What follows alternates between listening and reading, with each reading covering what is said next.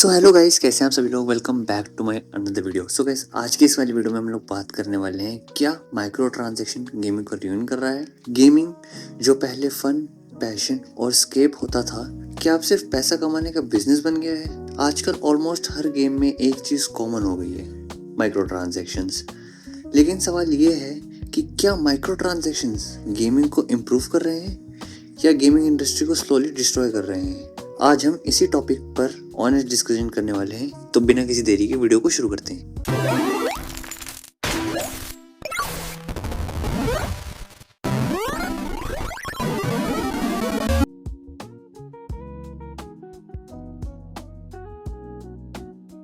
तो पहले हम समझते हैं कि माइक्रो ट्रांजैक्शन होता क्या है। माइक्रो ट्रांजैक्शन बेसिकली छोटी छोटी इन गेम परचेसेस होती हैं जिसमें प्लेयर्स रियल मनी स्पेंड करके गेम्स में skins, characters, battle pass, weapons, लूट बॉक्स और एक्सपी बूस्ट जैसी चीजें खरीद सकते हैं। पहले गेम्स एक बार खरीदो और फुल एक्सपीरियंस मिलता था। अब गेम्स के अंदर भी शॉपिंग मॉल खुल गया है। अब मेन क्वेश्चन ये है कि कंपनीज माइक्रो ट्रांजैक्शंस को गेम में ऐड करती ही क्यों है। तो इसका सिंपल आंसर है प्रॉफिट।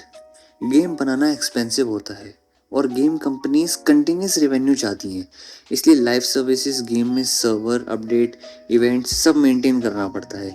इसलिए कंपनीज बोलती हैं कि माइक्रो ट्रांजैक्शन से गेम को सपोर्ट मिलता है।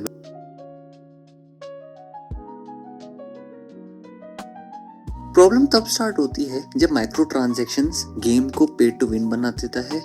गेम प्रोग्रेशन स्लो कर दिया जाता है। प्लेयर्स को फोर्स किया जाता है कि वो पैसे स्पेंड करके आगे प्रोग्रेस कर पाए। फुल गेम का कंटेंट लॉक कर दिया जाता है। ये चीजें गेमर्स को फ्रस्ट्रेट करती हैं और गेमिंग एक्सपीरियंस को टोटली खराब करती हैं।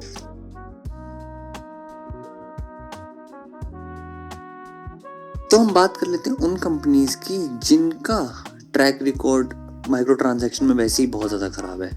जैसे पहले नंबर पे आती है EA, Electronic Arts. Star Wars Battlefront 2 launch के टाइम पे प्लेयर्स ने काफ़ी कंप्लेंट की थी कि जो पूरा गेम है वो हैविली माइक्रो ट्रांजैक्शन पर डिपेंड कर रहा था।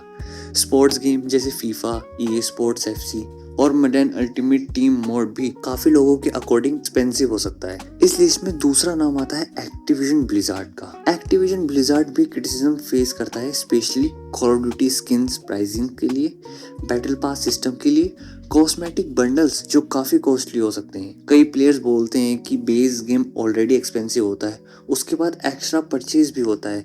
इस लिस्ट पे तीसरा नाम आता है यूबीसॉफ्ट का। यूबीसॉफ्ट गेम्स जैसे असैसिन्स क्रीड और फार क्राई में प्लेयर्स ने नोट किया है कि एक्सपी बूस्टर, गियर पैक्स और स्टोर आइटम्स कभी कभी गेम प्ले प्रोग्रेशन को इन्फ्लुएंस करते हैं, यानी कि टोटली गेम को पे टू विन बनाया जाता है। लिटरली यूबीसॉफ्ट अपने स्टोरी मोड गेम में भी परचेजेस डाल देता है बंडल्स वगैरह के, जो कि टोटली नॉनसेंस है।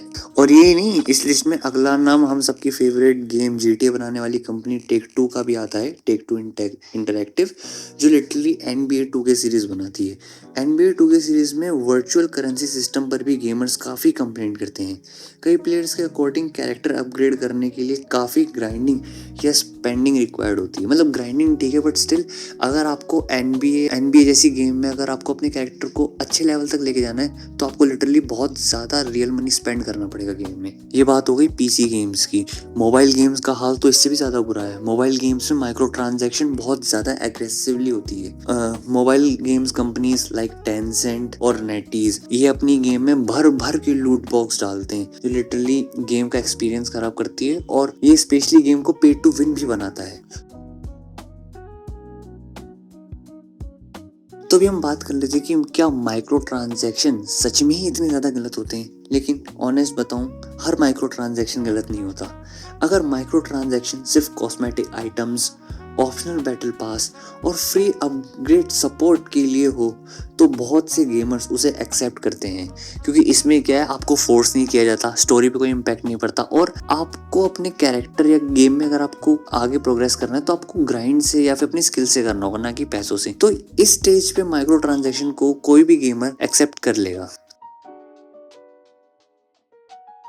तो अब हम बात कर लेते हैं कि माइक्रो ट्रांजैक्शन का गेमिंग पर क्या इम्पैक्ट पड़ता है। तो हम इसके नेगेटिव और पॉजिटिव दोनों इम्पैक्ट्स पे बात करेंगे। पहले नेगेटिव साइड के बारे में बात कर लेते हैं। तो गेमिंग एक्सपेंसिव फील होने लगती है। माइक्रो ट्रांजैक्शन गेम को पे टू विन बना देता है, जो कि गेमर्स को बहुत ज्यादा फ्रस्ट्रेट करता है। यंगर प्लेयर्स जो छोटे हैं उम्र में या फिर अभी स्टूडेंट्स ही हैं, उन पर स्पेंडिंग प्रेशर आ जाता है। तो हम बात कर लेते हैं माइक्रो ट्रांजैक्शन के पॉजिटिव साइड के बारे में। तो माइक्रो ट्रांजैक्शन की वजह से सबसे ज्यादा और सबसे बड़ा जो हमें पॉजिटिव इम्पैक्ट मिलता है वो है कि हमें गेम्स फ्री टू प्ले मिलती है। जिस गेम में माइक्रो ट्रांजैक्शन होती है वो गेम में फ्री टू प्ले मिलती है, जिससे कि हम गेम को फ्री में डाउनलोड करके खेल सकते हैं और माइक्रो ट्रांजैक्शन तो फिर भी ऑप्शनली होता है। और दूसरी चीज, हमें गेम्स में रेगुलर अपडेट मिलते हैं। गेम्स के रेगुलर अपडेट आते हैं बग्स के, अगर कोई बग्स है तो उसे फिक्स कर दिया जाता है, ग्लिच फिक्स कर दिया जाता है और रेगुलर अपडेट से गेम को फ्रेश रखा जाता है। और last, long term game support मिलता है, जैसे कि BGMI और फ्री फायर जैसे इतने पुराने गेम हैं बट स्टिल इनको अब तक अपडेट मिल रहा है,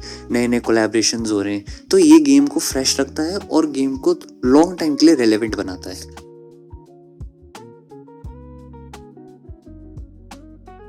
मेरे ओपिनियन में माइक्रो ट्रांजैक्शन प्रॉब्लम नहीं है, लेकिन एग्रेसिव मोनेटाइजेशन डेफिनेटली एक प्रॉब्लम है। जब गेम फन से ज्यादा स्टोर प्रमोट करे तो गेमिंग का एक्सपीरियंस सफर करता ही है। तो आप बताओ, क्या माइक्रो ट्रांजैक्शन गेमिंग को रूइन कर रहे हैं या गेमिंग इंडस्ट्री के लिए जरूरी है? कमेंट सेक्शन में अपना ओपिनियन जरूर लिखना। और अगर आपको ऑनेस्ट गेमिंग रिव्यूज पसंद है या फिर अगर कोई भी गेमिंग रिव्यू अगर आप देखना चाहते हैं तो चैनल को जाके लाइक करो, सब्सक्राइब करो और बेल नोटिफिकेशन को ऑन कर लो। मिलता हूँ मैं आपसे अपनी अगली वीडियो में। Till then, good bye.